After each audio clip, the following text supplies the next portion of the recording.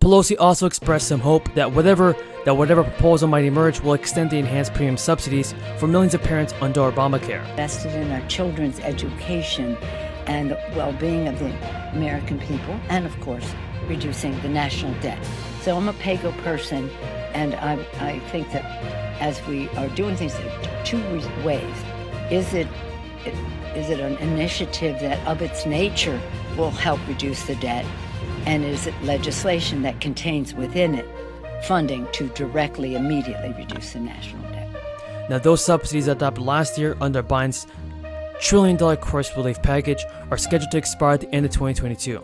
This is an occurrence that vulnerable House Democrats are scrambling to prevent. Pelosi and House Democrats have passed their version of the enormous reconciliation package last year, after months of tense talks between liberals and moderates over the particulars of the legislation. The social spending bill includes a host of policies designed to help working families that Democrats have sought, in some cases for decades. The list includes child care subsidies, universal preschool, paid family, and renewable energy tax incentives. The bill represented the core of Biden's successful campaign message in 2020. Republicans have balked at the size and scope of the benefits. Under the reconciliation rules, Republicans do not have the power to filibuster the legislation, meaning the bill will require only a simple majority to pass through the Senate. But in the upper chamber, Democrats will need all their members and 2 dependents who caucus with them to move back to Biden's desk.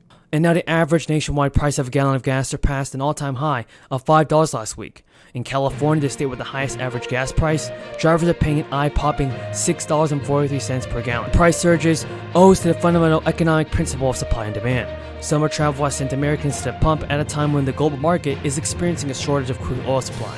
Government policy cannot meaningfully relieve the price increases in the short term, besides the additional release of oil from the strategic reserve or a gas tax holiday, each of which would likely reduce just a fraction of the cost.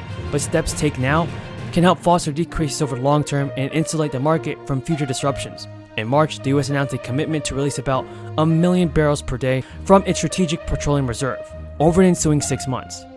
So folks, hopefully President Biden can really do something about this. Increase the base funding schools receive by $5 billion for the upcoming year and by $10 billion in 2024 through 2025.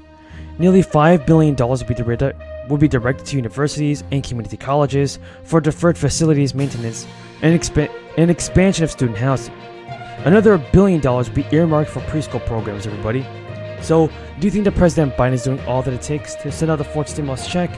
And if you found this video useful, then tell me in the comments down below. SNAP monthly benefits, everybody, are going to be changing in a big way for millions of you guys. Nancy Pelosi, Chuck Schumer have actually agreed on a new timeline for the new social spending bill. You want to watch to the end of the video to find out how to receive the fourth stimulus check. Without further ado, Nancy Pelosi and Chuck Schumer met to discuss the possible legislation on reduced gasoline prices. Leaders are hoping to pass legislation dealing with gas prices before the end of May, but would actually need Republican cooperation in the Senate to do so. The GOP is pushing for expanded fossil fuel production domestically, something progressive Democrats may be unable to support, and rising prices are a top concern for many voters, and many Democrats already face a tough road to holding on to control of the House and Senate in the November election. The Federal Reserve's preferred measure of inflation is estimated to have risen 6.7% in March from a year earlier. The average price for a gallon of regular gasoline is around $4.13. The American Rescue Plan has also provided an additional boosted program for elderly citizens who might need extra help with groceries and food each month. The Commodity Supplemental Food Program provides low-income elderly individuals with supplemental nutritious food from the U.S. Department of Agriculture each month. According to the federal government, the monthly packages of food do not include whole meals and meal packages, but rather supply supplemental food products that are good sources of nutrients. The Commodity Supplemental Food Program supplies a variety of food like grain, oatmeal, and corn grits. Now, in order to be eligible for the program, individuals must be 60 years or older and must have household income at or below 130% of the Federal Poverty Income Guidelines published by the U.S. Department of Health and Human Services. The income guidelines are below for the 48 and the District of Columbia, but each state has its own guidelines for program participation and overall eligibility. In order to apply, you will need to contact your state's distributing agency, and the program is in addition to SNAP benefits. This means it's possible to receive SNAP benefits and still receive food packages as part of the program. With the additional stimulus relief funds around 760,000 elderly individuals now receive food packages. Food stamps have been around for almost 60 years, and the program is federally funded but administered by the states, providing eligible low-income individuals and families assistance to avoid food instability. It is the largest food assistance program in the country and now saw participation soar by nearly 6 million during the crisis, now serving over 40 million people. Prior to the crisis, roughly 2 out of 5 beneficiaries were working families with an income. They now make up nearly half. More than half households that receive SNAP assistance are families with children, and the dollar value of benefits is determined by the size of a household minus a portion of their own resources that they are expected to use for purchasing food. Generally, it's 30% of the household's net monthly income, with certain necessities like dependent care, medical expenses, and shelter deducted. According to the USDA Food and Nutrition Service, currently average SNAP benefit per month is around $239. But the allotment ranges from an average of $193 in New Hampshire to $271 in Utah and South Dakota. Lawmakers propose an even larger monthly benefit increase for recipients. So, do you think that President Biden should increase Social Security? In Long Beach moved 10 million containers for the first time ever. In my state, the state of Washington, the Northwest Seaport Alliance saw a 15% increase in container volumes over the last year. So this unprecedented volume continues to cause massive challenges of shores, of ships backed up offshore, and vessels anchoring or loitering in waiting areas near the ports of LA and Long Beach. 22% of sales have been lost by agriculture exports due to transportation delays and cancellations with products like potatoes, milk, meat, seafood that are literally rotting on our port docks.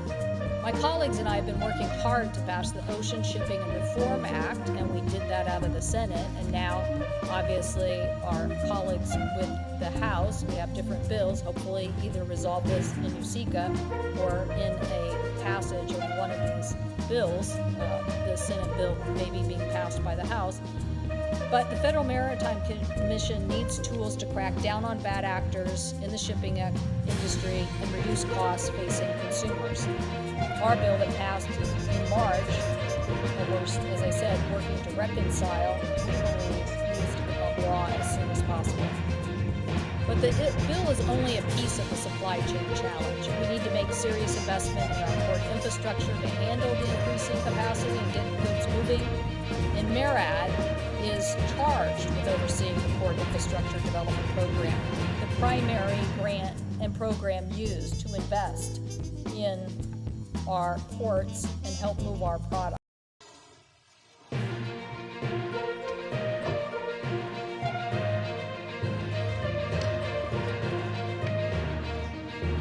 Look at that screen. Pretty good. Hello, everybody. Well, good afternoon, and I want to thank Secretary Granholm for everyone on the screen being part of this today. And it's been a rough 4 or 5 years for the country, but a lot of folks here are still struggling.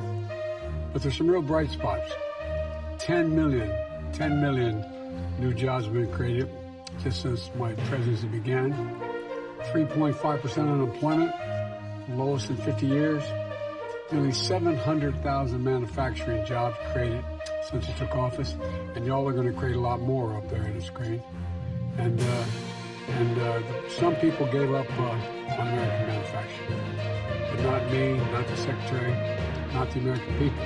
Because where in the heck is it written that we can't be manufacturing hub of the world? Well, we are now, and that's what we're going to be announcing, talking about today.